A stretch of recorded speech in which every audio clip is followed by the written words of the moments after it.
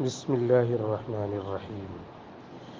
شریعت کا مسئلہ ہے کہ جو شخص مسافت سفر یعنی 48 میل یا 77.24 یعنی تقریباً 77 کلومیٹر کی مسافت تک سفر کے ارادے سے نکلا ہو اور کسی ایک شہر یا بستی میں 15 دن یا اس سے زیادہ ٹھہرنے کا ارادہ نہ ہو تو ایسا شخص اپنے شہر کی آبادی اور حدود ختم ہونے کے بعد یعنی اپنے شہر سے نکلتے ہی قصر نماز ادا کرے گا، اور جب سفر سے واپسی پر اپنے شہر کی حدود میں داخل ہو گیا تو اب مکمل نماز ادا کرے گا۔ لہٰذا جب آپ اپنے گھر سے مذکورہ مسافت سفر کی نیت سے نکلیں تو گھر سے نکلنے کے بعد قصر نہیں کریں گے، بلکہ اپنے شہر کی آبادی سے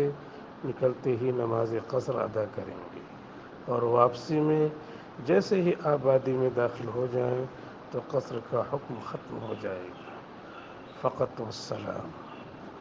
السلام علیکم ورحمۃ اللہ وبرکاتہ۔